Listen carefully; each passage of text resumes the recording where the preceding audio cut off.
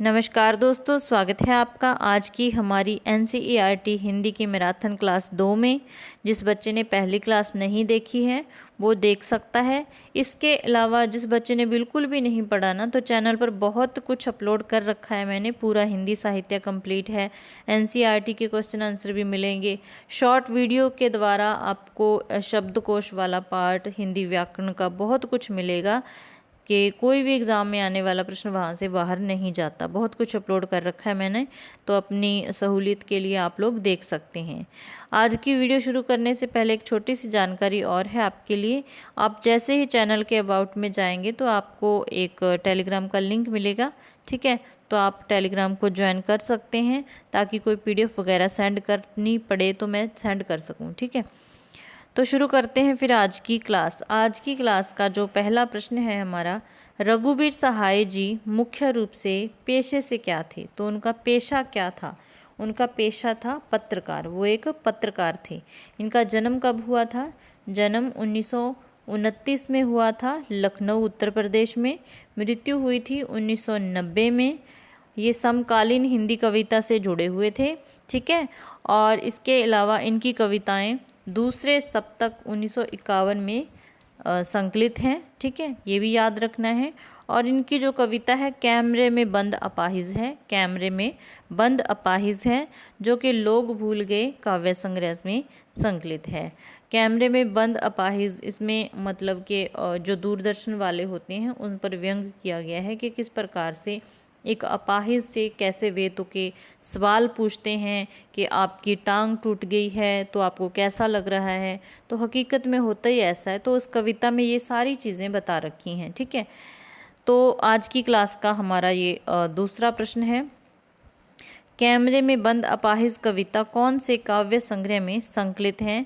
तो लोग भूल गए हैं काव्य संग्रह में संकलित हैं कैमरे में बंद अपाहिज। तो आप इस तरीके से भी याद रख सकते हैं, कैमरे की जगह आप कमरा करके कैमरे में बंद अपाहिज हैं तो लोग भूल गए हैं। इस बात को लोग भूल गए हैं कि कमरे में कोई बंद है अपाहिज। तो इस तरीके से आप याद रख सकते हैं। हमारे दूसरे प्रश्न का सही उत्तर हो जाएगा ऑप्शन नंबर 4। अगला हमारा प्रश्न है, रघुवीर सहाय जी की पत्रिका दिनमान का प्रकाशन कहाँ से होता था? तो आपको ध्यान रखना है कि इसका जो प्रकाशन होता था दिल्ली से होता था।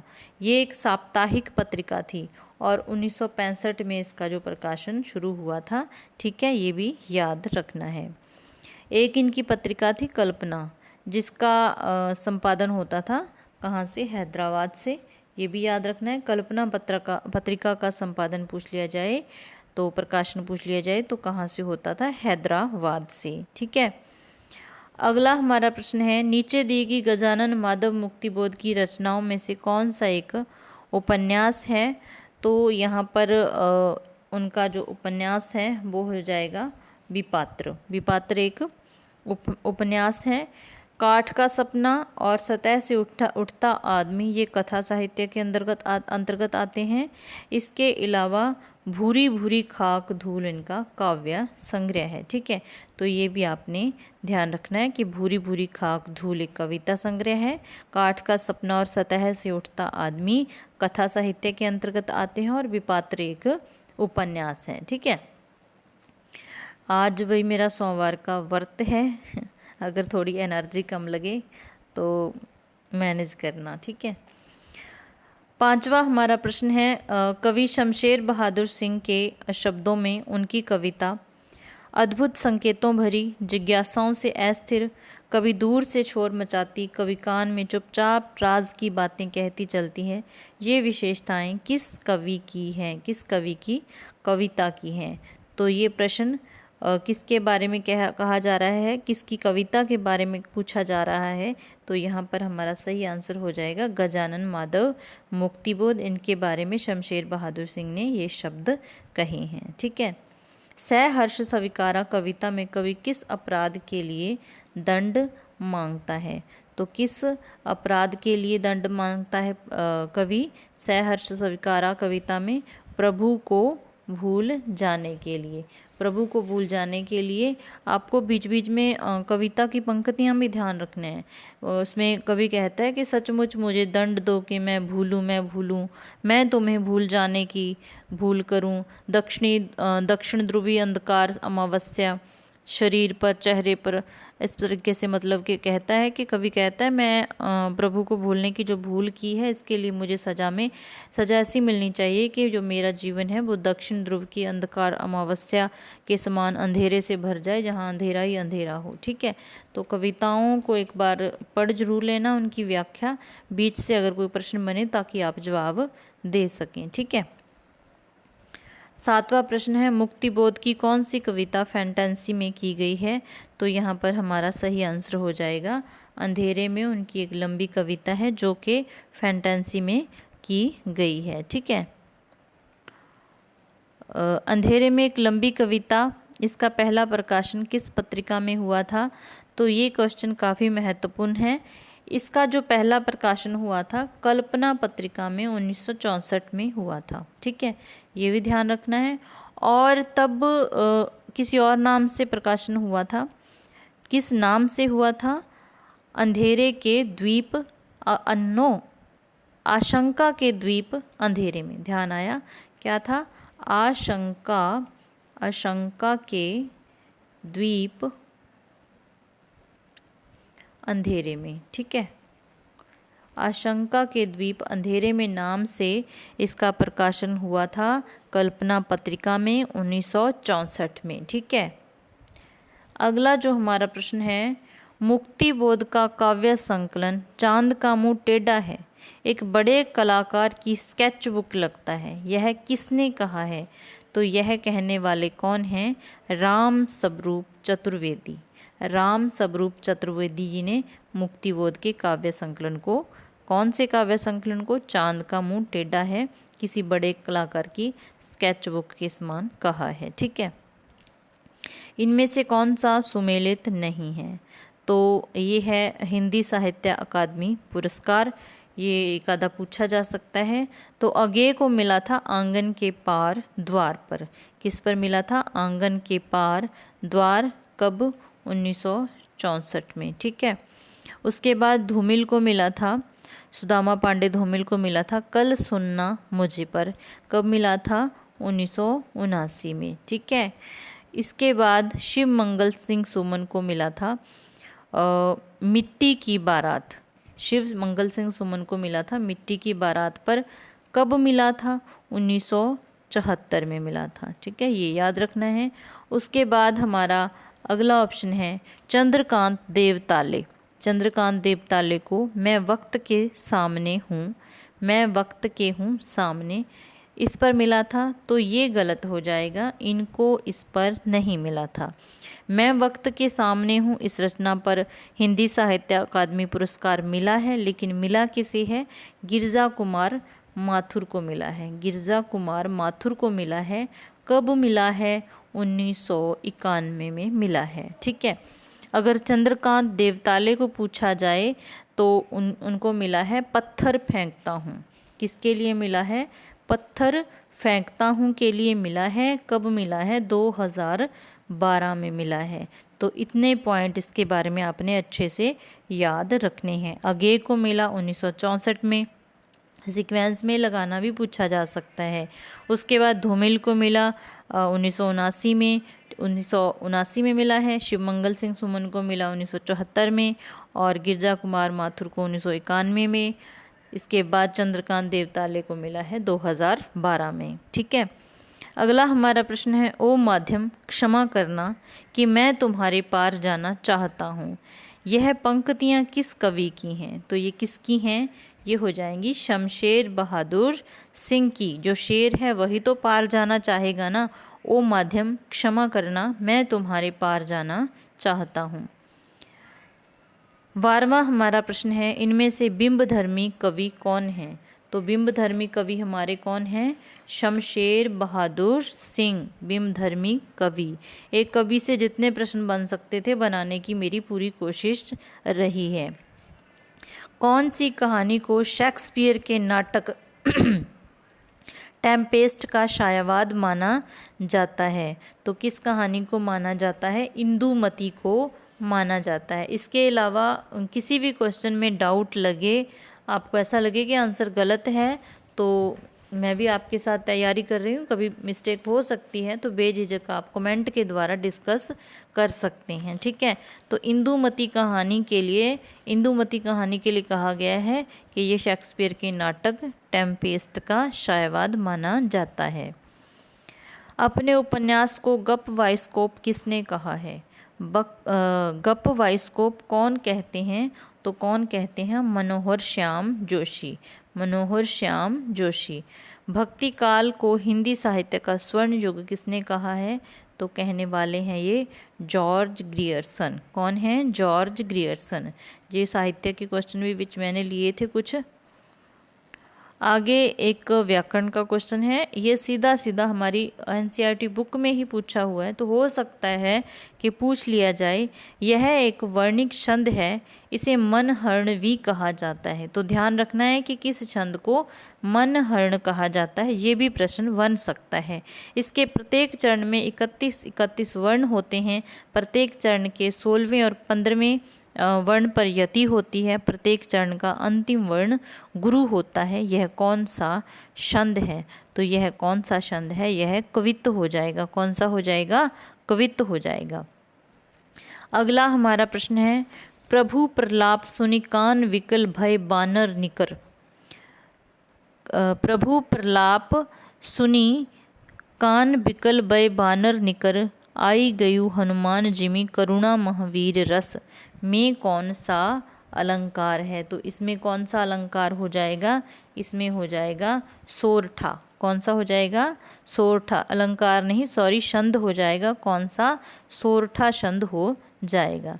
आगे आ जाते हैं हमारे फिराक गोरखपुरी को इनमें से कौन सा सम्मान नहीं मिला है? तो फिराक गोरखपुरी को कौन सा सम्मान नहीं मिला है?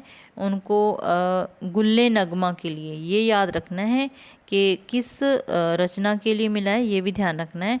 गुल्ले नगमा के लिए कौन कौन से पुरस्कार मिले हैं? साहित्य अकादमी, ज्ञानपीठ पुरस्कार, सोवियत लैंड, नेहरू अवार्ड, लेकिन व्यास सम्मान उनको नहीं मिला है। तो यहाँ पर हमारा सही आंसर हो जाएगा ऑप्शन नंबर 4। ये तीनों अवार्ड मिले हैं, ध्यान रखने हैं किस रचना के लिए मिले हैं? गुल्ले नगमा के लिए मिले हैं। फिराक का मूल नाम क्या है? हमने कल भी जाना था इसके बारे में, तो आपको ध्यान होना चाहिए कि रघुपति सहाय फिराक का जो मूल नाम है, तो थोड़े बहुत अंतर से मैंने ये ऑप्शन लिए हैं, तो आंसर लगाते समय बिल्कुल ध्यान से लगाना है क्योंकि नेगेटिव मार्किंग है। 20वां हमारा प्रश्न है, रुबाई कौन सी भाषा का छंद या लेखन शैली है?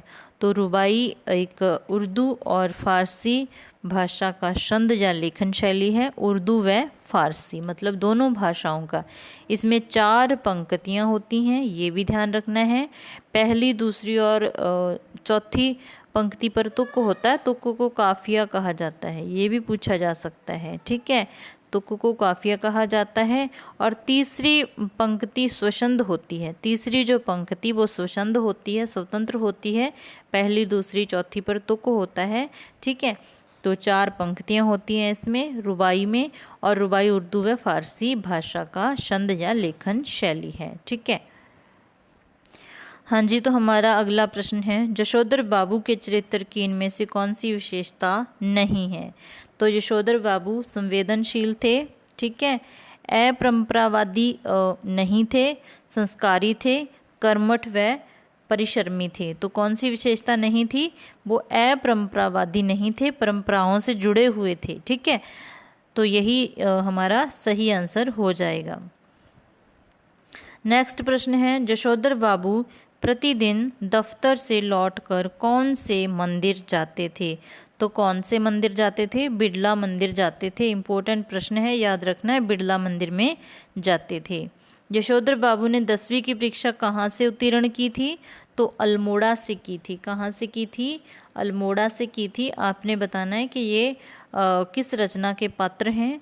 ठीक है, ये प्रश्न आपने बताना है ज़रूर कमेंट में, और अपनी फीडबैक ज़रूर दे दिया करो। अगला हमारा प्रश्न है, भारतीय दूरदर्शन के प्रथम धारावाहिक हम लोग के लिए पटकथा किसने लिखी थी? भारतीय दूरदर्शन के प्रथम धारावाहिक हम लोग के लिए पटकथा लिखने वाले कौन थे? तो कौन हो जाएंगे? मनोहर श्याम जोशी। कौन हो जाएंगे? मनोहर श्याम जोशी। निम्न में से कौन सा उचित सम्मिलित नहीं है? हरक्यूलिस की हैरानी एक कहानी संग्रह है। हरक्यूलिस की हैरानी एक कहानी संग्रह है। इस देश का यारो क्या कहना व्यंग संग्रह है। बातों बातों में काव्य संग्रह है। पश्चिमी जर्मनी पर उड़ती नज़र संस्मरण संग्रह है। तो यहाँ पर जो बातों बातों में है ये काव्य संग्रह नहीं है, ये एक साक्षात्कार लेख संग्रह है। तो यही हमारा आंसर है जो कि सुमेलित नहीं है। तो आप साथ में नोट करते चलिए। अगर आपको क्वेश्चन अच्छे लगे तो किसी भी क्वेश्चन की जो इम्पोर्टेंट चीज़ हो तो नोट कर सकते हैं, ताकि फटाफट पेपर के टाइम आप रिवीजन कर सकें।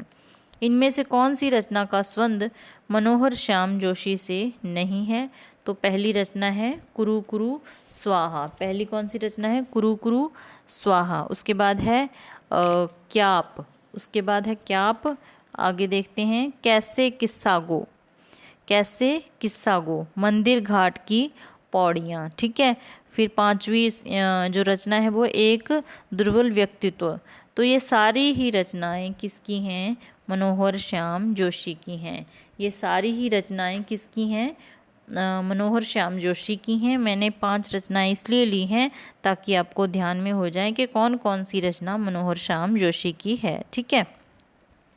अगला हमारा प्रश्न है, आत्मकथात्मक उपन्यास जूझ के अनुसार लेखक आनंद यादव को मराठी कौन पढ़ाता था?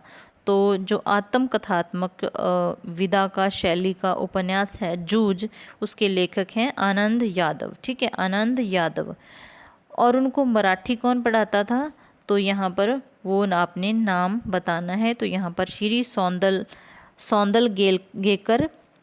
सौंदलगेकर पढ़ाते थे उन्हें मराठी। ठीक है। इसके अलावा जो मंत्री नामक एक मास्टर था वो क्या पढ़ाता था? गणित पढ़ाता था। ये भी ध्यान में रखना है। ठीक है। और एक चहवाण था, ये बहुत ही शरारती विद्यार्थी था, जो मतलब कि आनंद यादव को जिसने परेशान किया था।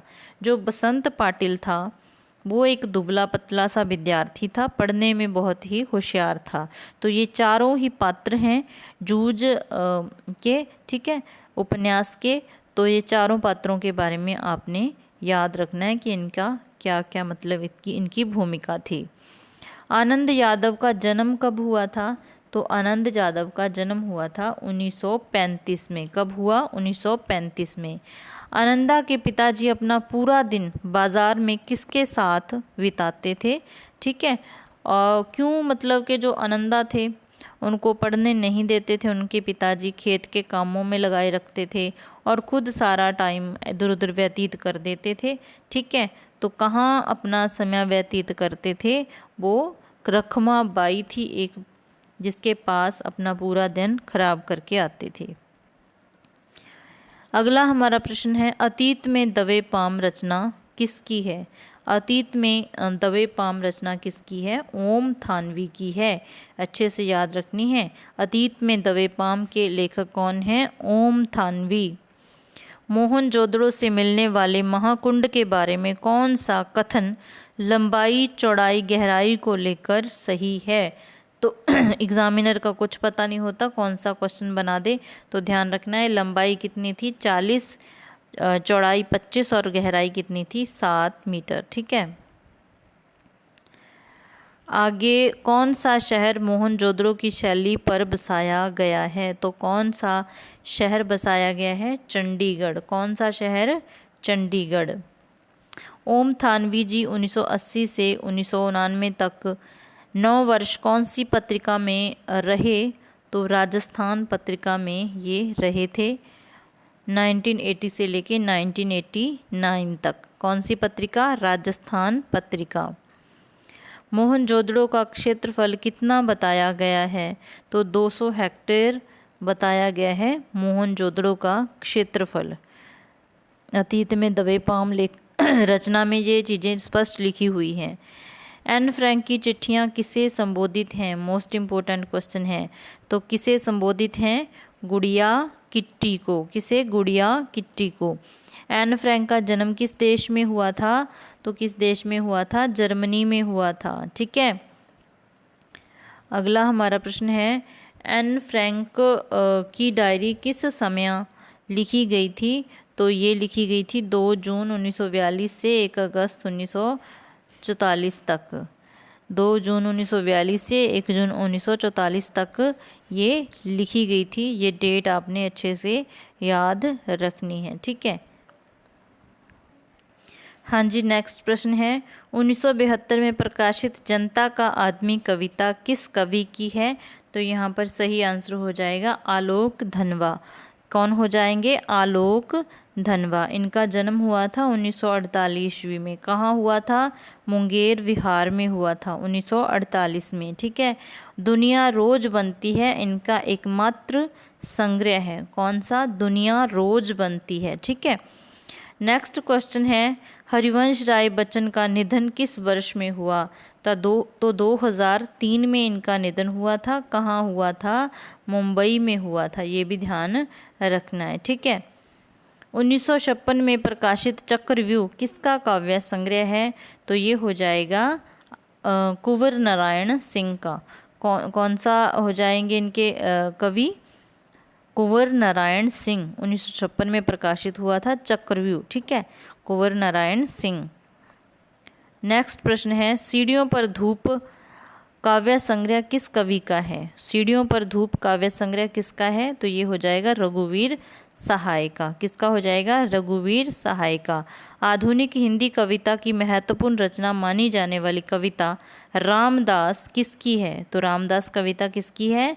ये भी हो जाएगी रघुवीर सहाय जी की। अगला हमारा प्रश्न है, गजानन माधव मुक्तिबोध के विषय में कौन सी बात असत्य है? इनका जन्म 13 नवंबर 1917 में हुआ था। ठीक है। एक साहित्यिक की डायरी इनकी आलोचना है। ये भी बिल्कुल ठीक है। इसके अलावा 25 वर्ष की आयु में इन्होंने बड़नगर मिडिल स्कूल में मास्टरी की। मुक्तिबोध को नई कविता का अगुआ कवि कहा जाता है। तो यहाँ पर 25 की बजाय 20 आ जाएगा। बाकी सब कुछ ठीक है, चारों ही पॉइंट उनके बारे में सही है। सिर्फ 25 की जगह आपने 20 कर लेना है। इनमें से कौन सी रचना निराला की नहीं है? निराला की रचना कौन सी नहीं है? तो आपने बताना है। यहाँ पर निराला की रचना अणिमा है। ठीक है। चोटी की पकड़ भी है, चतुरी चमार भी है, लेकिन सतह से उठता आदमी निराला की नहीं है रचना। ये मुक्तिबोध की रचना है। ठीक है, याद रखनी है। सतह से उठता आदमी मुक्तिबोध। फणीश्वर नाथ रेणु का जन्म कब हुआ था? तो 4 मार्च 1921 में फणीश्वर नाथ रेणु का जन्म हुआ था। वन तुलसी की गंध संस्मरण किसका है? तो ये भी हो जाएगा फणीश्वर नाथ रेणु का। ठीक है। फणीश्वर नाथ रेणु का बहुचर्चित उपन्यास मैला अंचल कब प्रकाशित हुआ? तो ये हुआ था 1954 में प्रकाशित। ठीक है। नेक्स्ट हमारा प्रश्न है, निम्न में से कौन सी एक फणीश्वर नाथ की कहानी नहीं है? ठीक है। तो कौन सी नहीं है? ठुमरी, आदिम रात्रि की महक, दीर्घ तपा, एक श्रावणी दोपहरी की धूप। तो दीर्घ तपा को छोड़कर बाकी तीनों ही फणीश्वर नाथ रेणु की कहानी है, कहानी संग्रह है। लेकिन दीर्घ तपा क्या है? एक उपन्यास है। ठीक है, ये एक उपन्यास है, ध्यान रखना है। बाकी तीनों कहानी संग्रह है। फणीश्वर नाथ रेणु जी का संपूर्ण साहित्य रेणु रचनावली में कितने खंडों में संकलित है? तो यहाँ पर 5 खंड सही आंसर हो जाएगा। ठीक है। अगला हमारा प्रश्न है, एक गैर रोमानी समय में किसका कविता संग्रह है? तो लगा के देखिए, एक गैर रोमानी समय में किसका कविता संग्रह है? तो यहाँ पर राइट आंसर हो जाएगा विष्णु खरे। कौन हो जाएंगे? विष्णु खरे। महादेवी वर्मा को पद्म भूषण पुरस्कार कब मिला था? तो कब मिला था? 1956 में मिला था। इनमें से कौन सा एक महादेवी वर्मा का निबंध संग्रह है? तो कौन सा निबंध संग्रह है? निबंध संग्रह नहीं है। कौन सा निबंध संग्रह नहीं है? आपदा है, संकल्पिता है, श्रृंखला की कड़ियाँ हैं, मेरा परिवार इनका एक रेखा चित्र है। ठीक है, मेरा परिवार एक रेखा चित्र है, बाकी निबंध संग्रह है। महादेवी वर्मा को ज्ञानपीठ पुरस्कार कब और किस रचना पर मिला था? तो महादेवी वर्मा को यामा पर 1983 में ज्ञानपीठ पुरस्कार मिला था। किस पर मिला था? यामा पर 1983 में। जिनेंद्र कुमार द्वारा लिखित त्याग पत्र उपन्यास कब प्रकाशित हुआ? तो ये 1937 में हुआ था। कब प्रकाशित हुआ? 1937 में। ठीक है, अगला हमारा प्रश्न है अपना अपना भाग्य कहानी किसकी है? अपना अपना भाग्य कहानी किसकी है? तो ये हो जाएगी जिनेंद्र कुमार की। अपना अपना भाग्य जिनेंद्र कुमार।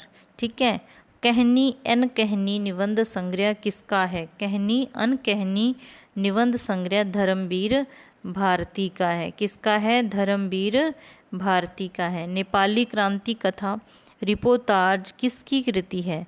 तो ये किसकी हो जाएगी? फणीश्वर नाथ रेणु की। ठीक है, तो आज की क्लास इतनी ही। ठीक है, अगर क्लास अच्छी लगी तो लाइक करना, चैनल पर नए हो तो चैनल को सब्सक्राइब कर लेना। मिलते हैं फिर ऐसी ही नेक्स्ट क्लास में। आने वाले 5-6 दिन तक, अगर ज़्यादा तक चला तो 8 दिन तक हम एनसीईआरटी के इसी तरीके से क्वेश्चन आंसर करते रहेंगे, साथ में व्याकरण भी करेंगे। और जो अभिव्यक्ति और माध्यम का हमारी बुक है, सिलेबस में है, वो इम्पोर्टेंट है, वहाँ से प्रश्न आएंगे तो एक क्लास उसकी भी देखेंगे। ठीक है, तो इसी पर तरीके से साथ देते रहिएगा ताकि हम सब जॉब लग सकें। मिलते हैं फिर नेक्स्ट वीडियो में। क्लास देखने के लिए धन्यवाद।